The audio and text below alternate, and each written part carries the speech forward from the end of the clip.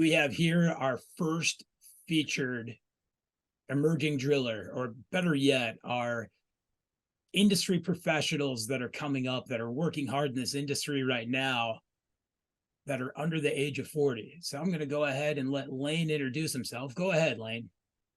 My name is Layne Sanchez. I'm with Statewide Drilling based out of Alamogordo, New Mexico. I've been in this industry in a way all my life. My grandfather started the company back in 1972, and I've been working here since 2012. So I've got 11 years of experience, mostly in the pump side of things, but we've been drilling since the company started, and I've been learning a little bit about how to drill wells here lately. Layne, what do you love about your job? The variety. I like the fact that no two jobs are ever the same, and there's so many locations that most people don't get to see. A good example of that would be the Mescalero Apache Reservation. There's so many beautiful spots out there that most people never get to see, but we do because we're working on water wells for them. That is excellent. And yes, New Mexico, a very important water state for us, groundwater state. We thank you for being there and doing pump work and working with these tribal nations. It's very important that we get them the water they need and, be able to have that sustainable life out there. Of course, yes, sir. What do you want to learn next? It sounds like you're learning a lot every day, but what's one of the things on the top of your list? One of the big things that I'd love to learn is how to drill using mud, because we primarily deal with air rotary, and we'll do casing advancement here and there, and mostly it's just down the hole hammer type of stuff. But the idea of learning how to mix mud to the proper viscosity and use it, to keep a hole open, and that whole process with all the equipment's always been pretty interesting to me. I'd sure like to learn that. It's wild.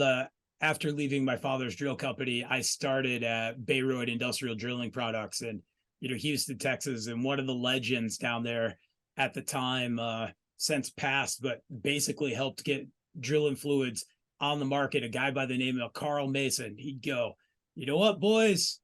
Mud's for drilling, air's for breathing. And that's the way we should keep it. So it's depending on where we are in the country, air drillers don't want to touch mud, and mud drillers are like, no, we use that for development.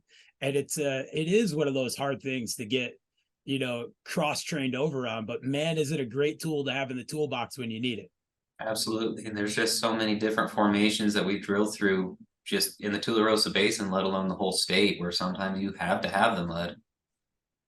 Yeah, absolutely. And there's been plenty of places where we've went, man, it'd be great if we had the right compressor and a hammer right now for what's kicking our butt. So Absolutely. talk about a project that was challenging that you and the team overcame. You know, that's kind of a tough question to answer too, because I like to think that myself and the people that I work with, especially Tom Brazil, the owner of the company, and Mac Lueris, our driller, they're all very, very knowledgeable people. And I've heard of stories of them getting into a pinch and, creating ways to get out of it, because more often than not, they have to remove themselves from that situation. They generally can't call for help. So, I mean, I'm lucky that I have, the knowledge and the experience of the people around me to prevent us from having any huge hiccups or huge challenges to overcome. But, here and there we do have small challenges, nothing huge. Like, how do we fish this pipe out of a hole where the pipe is snapped? And, we always figure it out one way or another. We've got a great team here at Statewide that, we can collaborate and come up with good ideas, solve any problem. I think collaboration is key in this industry. I can't even imagine growing up in Southwest Michigan. I could basically drive 2 miles down the road from any job and run into another family run water well drilling business. At the heyday of Michigan's private water well, there were 40,000 water wells a year being drilled, and they did that for 40 years. So being in New Mexico to me is like, I might as well be on the moon, right? So it's great to hear you guys have processes in place and you collaborate together, because for us, in the upper Midwest, it was always, hey, well, I'll just call Brown, or I'll call Dome, or I'll call, McCarthy, because they're all, just so many drilling companies in one place. Right. So starting in 2012, you got 11 years into this industry now. Give us one of the biggest lessons you've learned. Give some knowledge to this new generation that may be coming in behind you. Honestly, I think that the key to learning new information is to watch and listen. You can learn a lot just by, observing what people are doing and how they're doing it. Um, Again, I'm fortunate. The people that I work with, they are very experienced and they have a lot of information and they're pretty open to, just ask them questions. If there's something I don't understand, something I don't know, I've got somebody around here I can ask. And they're pretty knowledgeable and I always get a very satisfactory answer. But being able to just pay attention and absorb information as it comes, then that's huge. That is awesome. It is tough because we're a very field taught, tribal knowledge shared amongst the company. And there's plenty of places where you hear, hey, how do I do this? And you're at a state show or whatnot, and you're going, what do you mean you guys just don't talk about this? So it's Right. great to hear this communication. It's your application when it came in for nomination, as we were reading through, we've had hundreds come in. It was like, this is a well thought out young professional that's got a heck of a team around him wanting to just make you the best professional possible. Yeah, I mean that's huge to me that I do have the team of professionals that collectively has all the knowledge I could hope to have. And that leads right into one of our final questions. Who would you like to thank as a mentor or advocate for getting you into this industry? That's easy. Tom Brazil. He's my grandfather and the owner of this company, and he has taught me, more than I could possibly say, whether it's in this industry or any other given field where he has any bit of experience.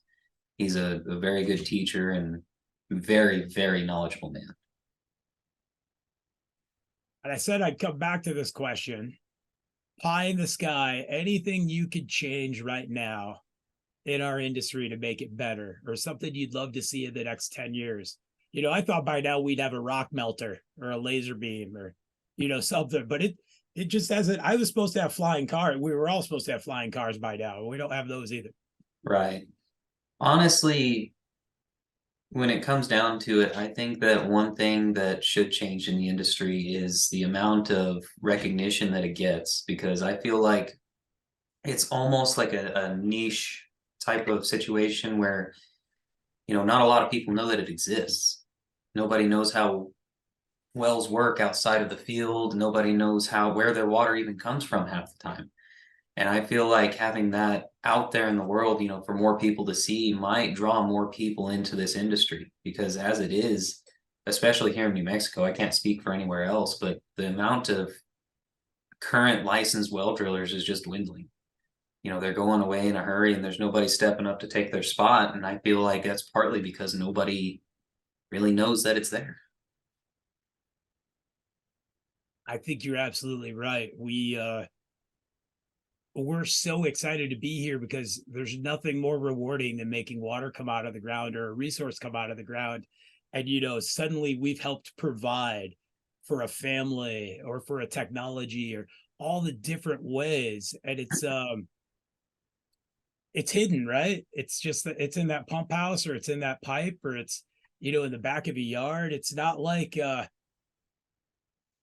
I love to joke when you're standing in a home and if it's city water and somebody grabs a tap a glass and they drink it and they're like, oh, so this must be coming from down from this treatment plant or something. But how often does somebody grab that glass of water and go, wow, who drilled this for me?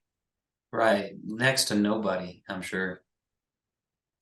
So any last advice for a new generation coming in that you'd like to give? Again, it's just watch, listen, and learn. That's going to be a great deal of how you gain expertise on any given subject is you pay attention to the people that know what they're doing, find you a good mentor, somebody that you can ask any question to, and they won't treat it like it's a stupid question or like it's beneath them to answer you. You know, it's experience is key, and you only gain experience by learning from people who have it. That is great advice. I really appreciate your time today, Layne. Of course.